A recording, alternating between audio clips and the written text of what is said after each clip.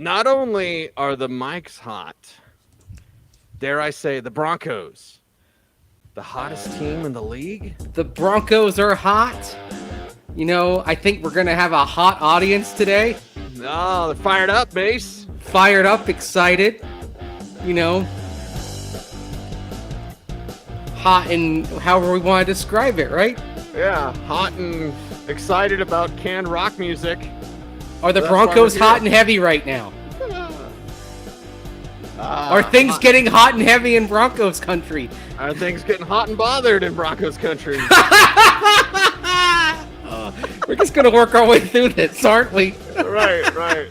Hot to trot, right? What other hots can we get up there for the Broncos? Hot to trot, hot to go, ready to go. It is orange and blue today. Cecil Lammy, Andrew Mason. Is this a playoff team, Mace? We know the answer. It's a playoff team, I think, if they win on Sunday. Look, and actually, they should be in pretty good shape if they get 4 out of the next 6. But you can look at a piece at denversports.com, and it tells you the percentage chances for the Broncos going down the stretch, being a playoff team based on whether they win or lose against the Houston Texans. You beat the Texans, you've got tiebreakers over Buffalo, Cleveland, and Houston. Now, and then you start maybe getting things a little bit better on the conference record tiebreaker, which would come up against either the Pittsburgh Steelers or the Indianapolis Colts. And right now, the Broncos, they're still on the negative end of the conference record tiebreaker. They're sitting there at 3-4 in AFC play, which is behind the Colts, which is behind the Steelers. And that's part of why the Broncos, their playoff percentage chances aren't all that great as they sit right now, although they've improved drastically. But you get a win on Sunday. You own another tiebreaker. You hand the Texans a loss. And now you start getting into an equation where it seems pretty reasonable to be one of those last 3 teams, wildcard teams, and you have a margin for error as well. That's key. It is you don't want to go in. You don't want to be in a scenario where you have to win every game other than the Lions game to be a playoff team.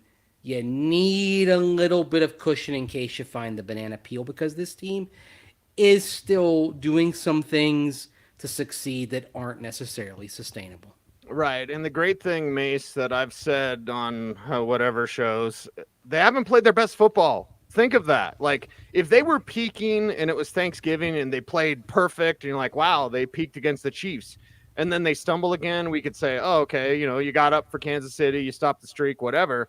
This team has not played their best football. In fact, they've been quite beatable. Maybe not the Cleveland game. Minnesota game, they were beatable. Cleveland game was a little bit different, a little bit more dominant. Yes, that's right, dominant from the Denver Broncos. I didn't think they dropped 29 on that team, and they did. So they haven't played their best. Yeah, no, the 29, you had the safety, of course, for 27, but you had some decently sustained drives, 40 or 50 yards or more. You did get help on a pass interference call against Greg Newsome early, but you went up against a very strong front 7, and you were able to consistently run the ball and stick with it. That was the thing.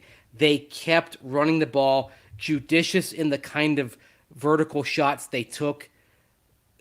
That part of the equation, that's sustainable. The takeaways, at some point you're going to have a game where they're not there. You can't keep up at least 3 takeaways per game every week. That is statistically impossible, and there's going to probably be some regression on that. I actually put out a stat this morning with Rachel Vigil on Coffee Break that the Broncos have had 10 fumble recoveries in the last 4 games on 15 total fumbles.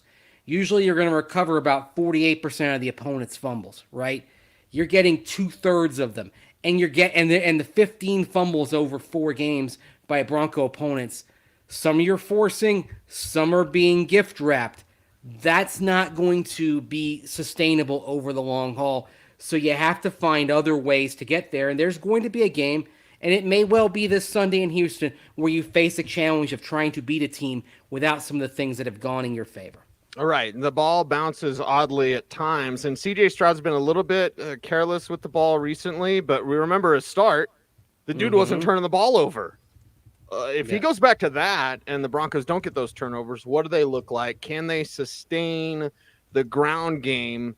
Because playoff football is about stopping the run and running the ball. They were able to do that, although stopping the run. The Browns went away from running the ball. Jerome Ford was Mm-hmm. killing this team on the ground. Yeah. But you like these quality wins and you think, okay, going forward, someone in the chat room said it last week, Mace. I stole it and I can't remember who it was. If you remember, please tell me and I'll give you credit one time and then I'll keep stealing it. 12-5 is still a possibility. So until 12-5 is not a possibility, 12-5, baby. They got some wiggle room, which is good. But man, just go win them all. Easier Collect said them than all. done, right? Oh yeah, yeah, for sure. I'm too much of a realist. They're look. It'd be marvelous if they won all the games. They're going to have a slip up at some point, right? It might be Sunday. It might be going out to SoFi Stadium, even though the Chargers look completely lost right now. When They you might play fire Brandon Staley by that time. Frank Reich just got blown out today. aren't you surprised they didn't do that today with Staley? Yeah, exactly. It's especially when Reich happened. I was like, here comes Staley, and it's the Spanos family. Everybody. Yeah, the Chargers haven't made a midseason coaching change since 1998. Kevin Gilbride out, and then June Jones in. And remember, they asked Jones to stay on, and he said, "Nope, I'm taking the Hawaii job." Right? Right. Yep. Imagine that today if someone said, "Turn down NFL head coaching job to go coach Hawaii." I Right. mean, there were personal reasons for him. The islands are home for June Jones, and certainly he ended up doing a great job out there. Got them to that Sugar Bowl that one year. Mm-hmm. But yeah, it's been a quarter century since the Spanos family has made a midseason coaching change, and I don't see that happening here. Even though you'd think they'd like to get a look at Kellen Moore, right? Right. Unless they've already decided on who the next head coach is going to be. And that's where the conspiracy theories involving Bill Belichick becoming the Chargers' next head coach come into play. Right. Right. So we'll see about that. There could be a stumbling block forward for this Broncos team, but they are pretty much in control and looking good, Mace. And what you said about it sustainable with the deep shots, that is like Russell Wilson can still be special and take those shots at times. Don't do it all the time. Mm-hmm. But the formula, we've realized it. I still wonder why it didn't happen in week one, but I'm over that, Mace. It's happening now, and they're winning now. You know why it didn't happen week one, why it didn't happen early? Mm. I think part of the process of learning about the team, learning about Russell Wilson, learning about the limitations had to play itself out.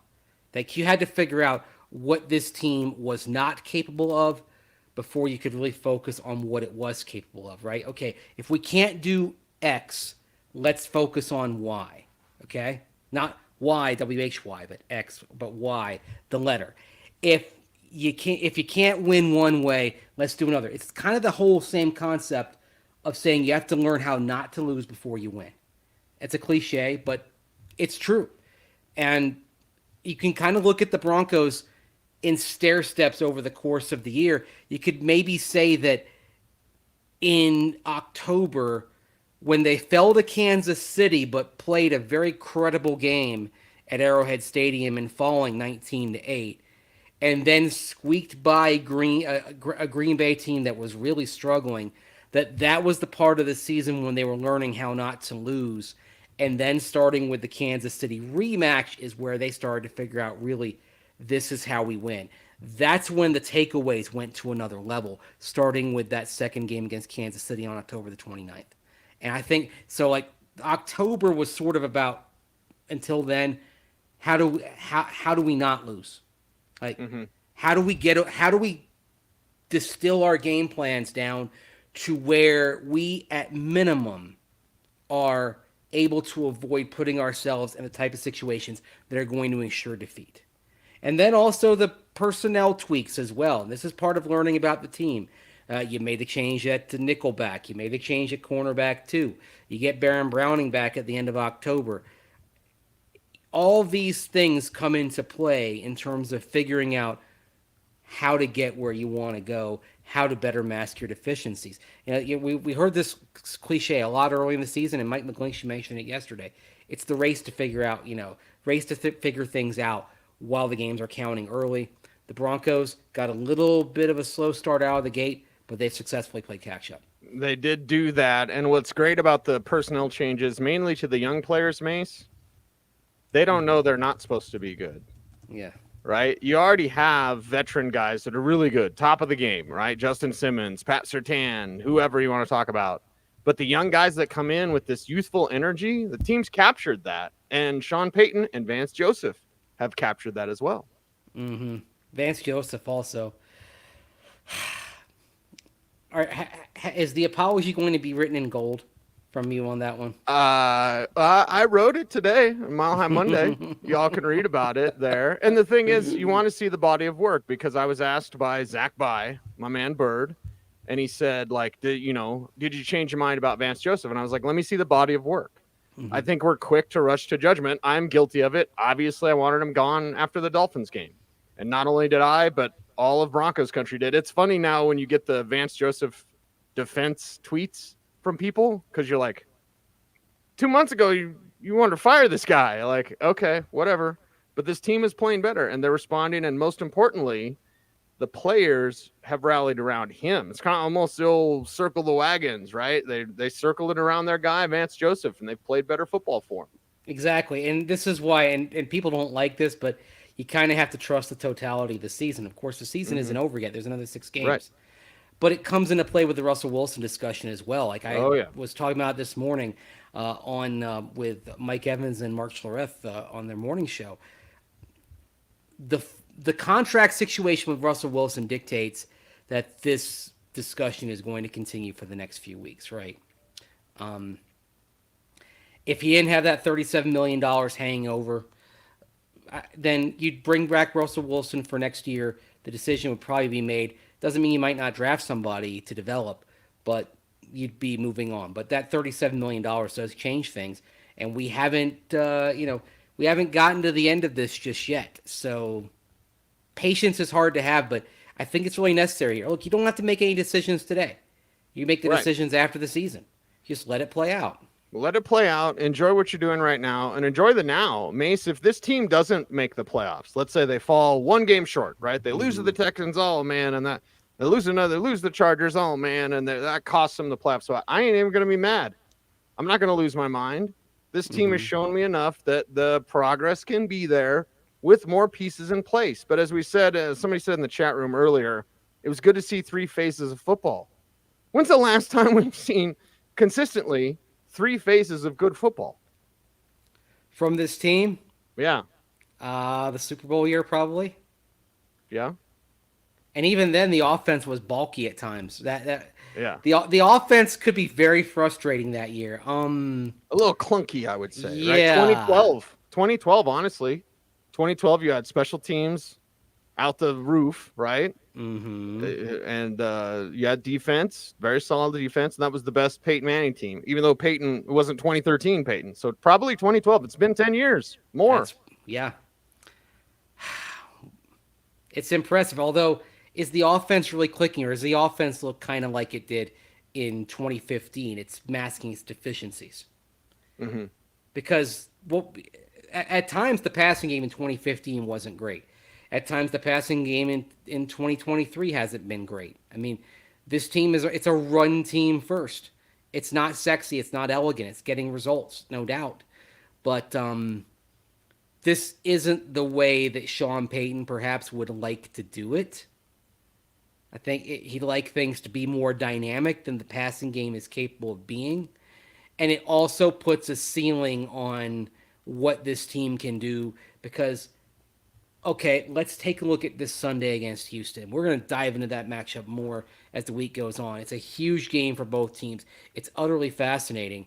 But this is the type of game where you may have to be more aggressive on offense because as well as the defense is playing, it's still getting shredded against the run. And you know that the Texans, even though the story of the season for them has been C.J. Stroud and Tank Dell, they're going to try to take advantage of it. And if they get that running game going and are setting up C.J. Stroud off play action, that's going to cause some problems as well. So this may be the type of game as it flows where you may not be able to have an offensive game plan that, for the most part, is constrained and designed to mask weaknesses as you have in some of the previous games, because Houston can explode and light up the scoreboard. And and schematically, they're running the Shanahan McVay offense as well, but they're running it with a much better quarterback than you saw the last couple of weeks with Josh Dobbs and Dorian Thompson-Robinson and PJ Right. Walker filling in on Sunday. So this is going to be a sterner challenge, I think. Yeah, very much so. And a ton of weapons. They got a tight end. They've got 3 or 4 wide receivers that are good. They've got 2 running backs that are good. We'll get into the Houston game. We'll dive into that as this goes on. But first, before we get to more Broncos news and information, got to tell you about the Rolling Stones Hackney Diamonds Tour. It's sponsored by AARP. It's June 20th at Empower Field at Mile High. Make sure to listen to our friends at 104.3 The Fan, as they'll be giving away tickets to the Rolling Stones Hackney Diamonds Tour, Mace. So if you can't get no satisfaction, well, just listen to The Fan and you'll get your chance at free tickets. I'm sorry. I am thinking about the sponsorship. Everyone is, right? Of course, yeah. Okay. There was a Simpsons joke from an episode way back in the mid 90s, and it's Lisa Simpson getting a vision of her future, and the future at the time is 2010, so we're already 13 years past that future. And there's a poster on her dorm room wall for a Rolling Stones tour called Steel Wheelchairs, because of course they had an album called Steel Wheels. Wheels, right? Yeah. And so when their tour, are like Hackney Diamonds, I'm like, no, they should have called this thing Steel Wheelchairs. Simpsons predicting the future. It always, there's a whole mess of stuff out there about the Simpsons predicting the future, right? I mean, Yep. Oh gosh. Oh boy. All right. Broncos Anyway. talk, ground and pound. Somebody asked, Sharon asked, are the refs officiating Denver harder than other teams? No, the refs just suck. I said this, I think I said it on the Audible, Mace, because I don't know, did you catch wind of the Rashad White debacle? No, And did tell you me. catch wind of the Tyler Higbee debacle?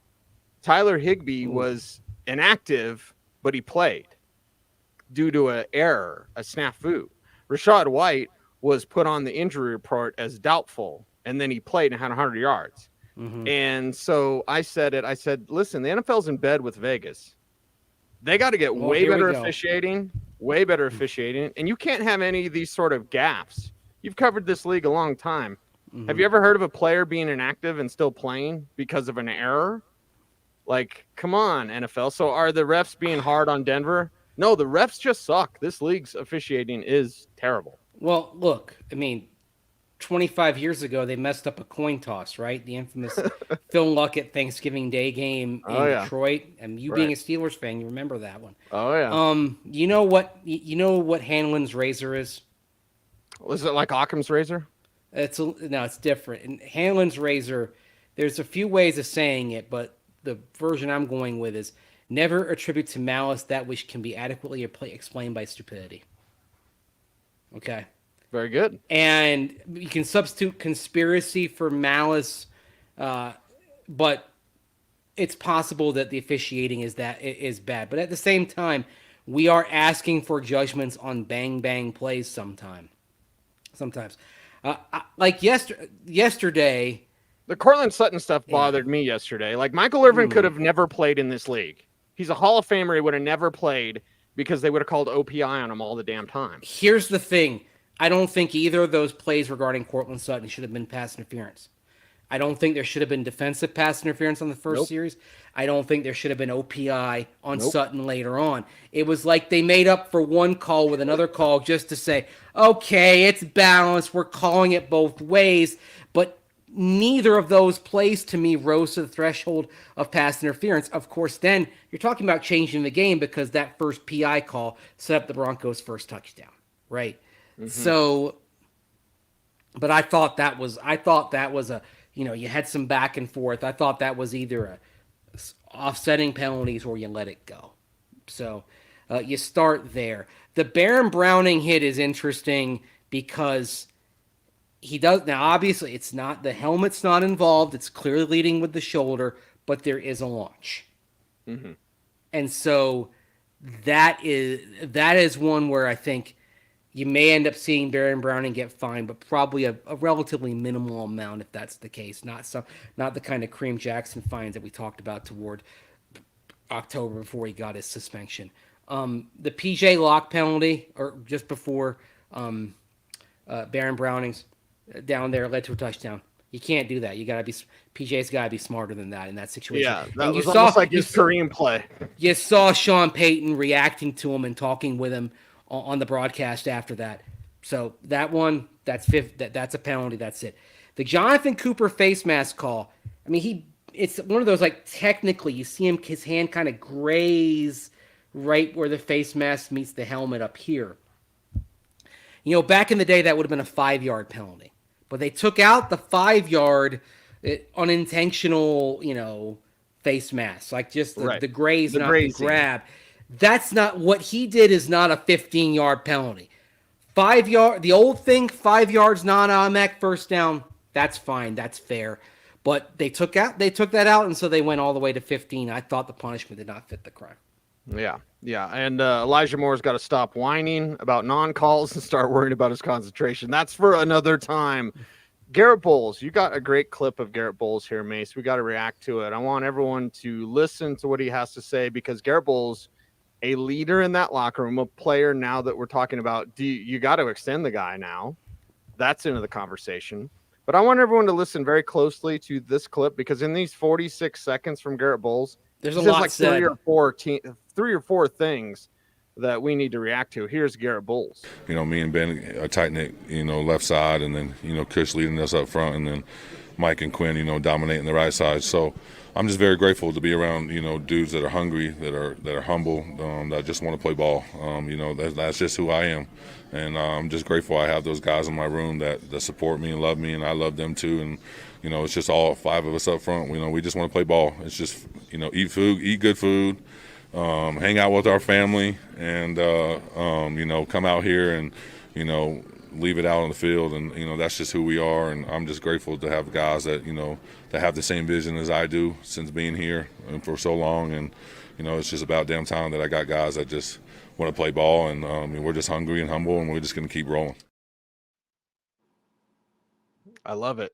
On the same wavelength, save Wayne Lake. And Mace, he talked about love. Mike Munchak realized like how you get through to Garett Bolles, and everyone's motivated differently. Okay. And I actually applaud Garett Bolles for multiple things. Just the man he is, what he's had to come through. I've told the story before. I know a team that took him off their board because of, he's gotta, he's got to go see somebody and talk to people and therapy. And it's like, no, those are good things.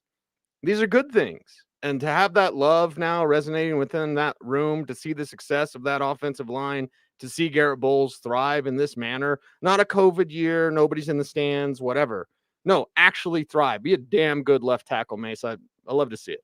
Yeah, by the way, do I sound different, or do I Yeah, it's picking up your external mic instead of your internal mic. Let me log in. I'll come back and be right back.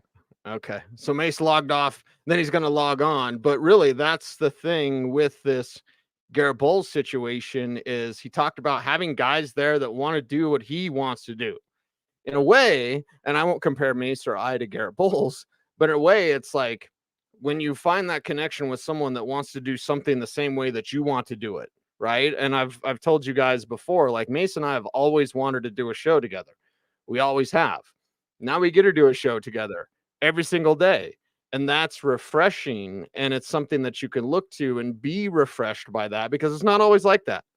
And Mace, I was just telling the audience how you and I've always wanted to do a show together. And, we now get to every day. I do not take that for granted at all, because I know it can be different. It can be different. And when, that's just the way it is. With Garett Bolles, he's found guys that are like him, and it fits. It fits, although you hear that quote, right? And I think you sort of have to look deeper into it as well, because what is he implying about the guys that were around before? They weren't all about ball.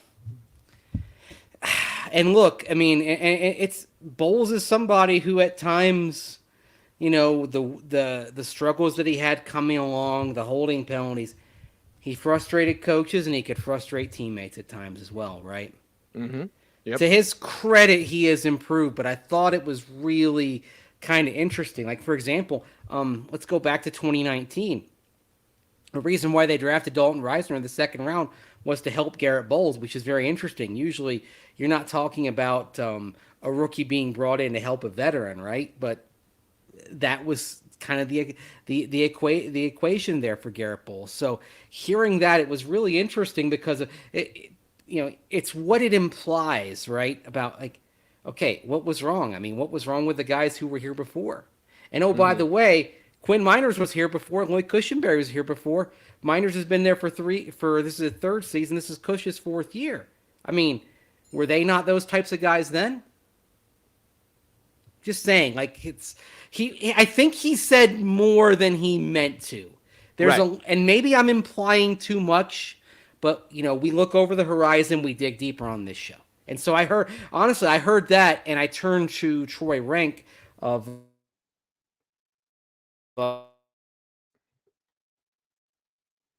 Well, your computer went out again. We'll get Mace back on. Mace is having technical issues, but yeah, okay. We won't read too much into it, but we'll also know that what he said had quite a bit of meaning behind it. I also give a lot of credit to Zach Strief. I wanted to head into this show just kind of highlighting that in this offensive line, because you don't see it too much anymore because of this win streak. But anytime fans will be like, and the offensive line stinks. Well, tell me you haven't watched the Broncos by telling me you haven't watched the Broncos without telling me you haven't watched the Broncos. It's not that case anymore. Zach Strief is another person, another gentleman, Mace, that we need to bring up in this, because I think the Strief effect, and if it's the buffer between Sean Payton or whatever, and like just the players rallying with their coaches, knowing that Sean Payton has high demands. Mm-hmm. We're both around Vance Joseph. It looks like he's aged 20 years in half a season because of the pressure. Sean Payton puts you under pressure, but the players respond to these coaches, whether it's Vance Joseph or Zach Strief. Are we saying that we should take a look at the number of gray hairs that Vance Joseph has now compared with, say, February when he took the job? Oh, yeah. Or even not that long ago when he was their head coach. Go back, or, actually, you know what we do? We go back and watch Hard Knocks when he was on there last year as the Arizona Cardinals defensive coordinator, right? Mm-hmm. And they actually did an episode that was focused on him, or about halfway focused on him. Maybe go back and watch that and do a compare and contrast, because I was thinking the same thing. Like, I swear that man has much more gray hair than he had 12 months ago. But look at this here, okay? It comes fast. It comes in a hurry. I saw a picture of myself from 4 years ago, and I'm like, oh my God, I look old. What the heck is happening here? There's too much salt with the pepper. Oh, I mean, some people dig it, but I still have trouble sometimes reconciling that. Like this. I mean, this used to be dark. This used to be chestnut, and now it's salty. I will give you 3 words, Mace. Not that I totally don't use this, but just for men, baby. But if I do that, people are going to notice. Like, I've done too much now. I'm stuck with this. Honestly, nobody's hardly said anything about my facial hair change. Oh, wait. Like are you saying you've got a little you haven't noticed? dye action? See? You oh, okay. I'm revealing a TV secret for you. Yeah, we're just for men. Wow, I can't believe you're publicly copying to that. That's I don't impressive. care. Go look at my Twitter, some of the pictures from the summer, man. My whole beard's almost gray. Oh, so. I guess I don't know why I didn't notice it. Maybe did you put it in gradually? No, it's pretty significant. I can't believe I didn't know this. Exactly. See, so I noticed it for me. I just don't notice it on other people, I guess. Now Mace is on Amazon right now getting just for men. It is Cyber Monday, Mace. Oh my gosh. Let's play this McGlinchey audio too before we're out of here today.